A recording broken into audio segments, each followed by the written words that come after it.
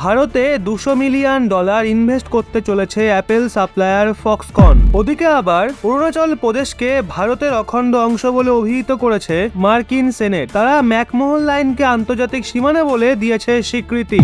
ভারতের ভেতরে আবার একসাথে 200টা ব্রহ্মস মিসাইল নিজের ঝুলিতে ভরতে চলেছে ভারতীয় নৌসেনা। তো চলুন এক এক করে আপডেটগুলো জানি। ফক্সকন একটা তাইওয়ানি কন্ট্রাক্ট ম্যানুফ্যাকচারার অ্যাপেলের এয়ারপড তৈরির জন্য একটা চুক্তি করেছে এবং এই ওয়্যারলেস ইয়ারফোন উৎপাদনের জন্য বিশেষভাবে ভারতে একটা কারখানা নির্মাণ করতে চায় বলে জানা গেছে। এই চুক্তির আন্ডারে ফক্সকন যে সমস্ত আইফোনের প্রায় 70% অ্যাসেম্বল করে থাকে আর সে এখন এয়ারপড সরবরাহকারীও হয়ে উঠবে। এরা প্রথমবার এগুলো তৈরি করবে। এই পদক্ষেপ স্পষ্টভাবে দেখায় ফক্সকন তার প্রোডাকশনকে চীন থেকে দূরে সরানোর চেষ্টায় রয়েছে। এখন বিভিন্ন ধরনের চীনা সরবরাহকারী এই এয়ারপড তৈরি করে। এখন ফক্সকন দক্ষিণ ভারতের তেলেঙ্গানা রাজ্যে এই বিনিয়োগের ব্যাপারে ভাবনা চিন্তা করছে। অরুণাচল প্রদেশকে সবসময় নিজের বলে দাবি করে এসছে চীন, কিন্তু এই মঙ্গলবার বেজিং এর দাবিকে সরাসরি প্রত্যাখ্যান করেছে ইউএস সেনেট এবং ম্যাকমোহন লাইনকে আন্তর্জাতিক সীমানা বলে স্বীকৃতি দিয়েছে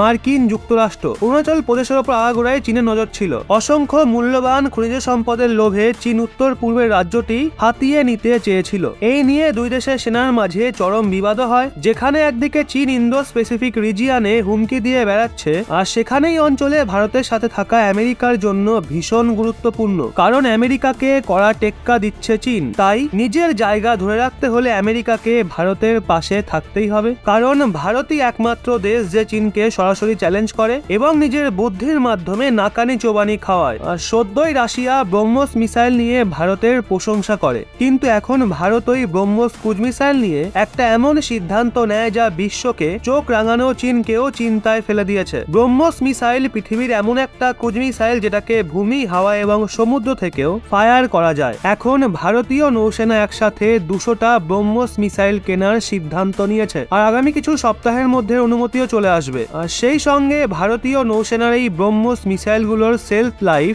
বিশ্বের যে কোনো ক্রুজ মিসাইলের তুলনায় 5 বছর বেশি হবে। আর এই ব্রহ্মস মিসাইলগুলোকে ভারতীয় নৌসেনার ফ্রন্ট লাইনে থাকা যুদ্ধ জাহাজগুলোতে মোতায়েন করা হবে, যাতে শত্রুর ঘাম ছুটে যায়। বিশ্বের বেশিরভাগ ক্রুজ মিসাইলের সেলফ লাইফ 10 বছর হয়ে থাকে, কিন্তু ব্রহ্মস মিসাইলের এয়ারফ্রেম নির্মাণকারী কোম্পানি গোদরেজ এয়ারোস্পেসের কথা অনুযায়ী ভারতের ব্রহ্মস ক্রুজ মিসাইলের সেলফ লাইফ কমপক্ষে 15 বছর হবে। কিন্তু 20 বছর পরেও ব্রহ্মস মিসাইলকে পুনরায় সেবায় নিযুক্ত করা যেতে পারে। বলে রাখি, দেশের Godrej aerospace company BrahMos missile সহ আরো অন্যান্য মিসাইলের এয়ারফ্রেম তৈরি করে থাকে। আর সমস্ত ভারতীয় কোম্পানির মিলিত প্রচেষ্টায় ভারতের মিসাইল উৎপাদনের ক্ষমতায় 600% বৃদ্ধি এসছে। এখন যদি চীনের সঙ্গে কখনো যুদ্ধ বাঁধে, তাহলে ভারতের মিসাইল উৎপাদন ক্ষমতা চীনকে উপযুক্ত জবাব দেবে। বন্ধুরা, সাউথ কোরিয়া হাতিয়ারের সেক্টরে ভারতের সবচেয়ে বড় প্রতিদ্বন্দ্বী, আর সেই সাথে সাউথ কোরিয়া এক্সপোর্টের ক্ষেত্রেও ভারতের চেয়ে অনেক এগিয়ে রয়েছে। কিন্তু হাতিয়ারের উৎপাদন ক্ষমতার মামলায় ভারত সাউথ কোরিয়াকে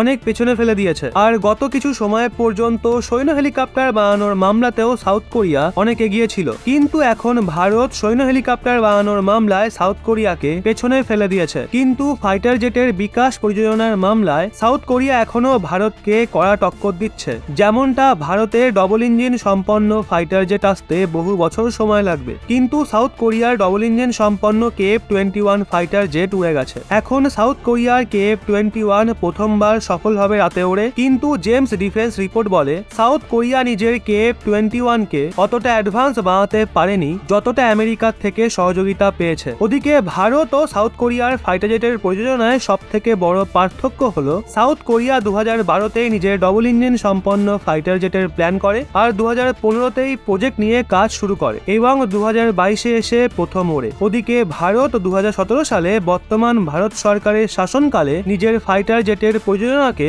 বুস্ট দেয়। সাউথ কোরিয়া এখানে একটা বড় ভুল করে বসে। সাউথ কোরিয়া নিজের KF-21 ফাইটার জেটের জন্য ওই প্রকারের অত্যাধুনিক এবং অধিক ক্ষমতা সম্পন্ন মিসাইল এখনো পর্যন্ত বানাতে পারেনি, কিন্তু যেমনটা ভারত তার স্বদেশী ফাইটার জেটের জন্য বানিয়েছে বা বানাচ্ছে। অর্থাৎ সাউথ কোরিয়ার KF-21 double engine fighter jet হওয়া সত্ত্বেও মিসাইলের মামলায় অনেক সফট। এমনকি সাউথ কোরিয়া তার KF-21 যেই মিসাইলের প্ল্যান করেছে ভারতের স্বদেশী তেজস MK1 তার থেকে অনেক বেশি মিসাইলে পরিপূর্ণ। তো বন্ধুরা, এই খবরগুলো পেয়ে আপনাদের কেমন লাগলো তা নিচে কমেন্ট বক্সে অবশ্যই জানান।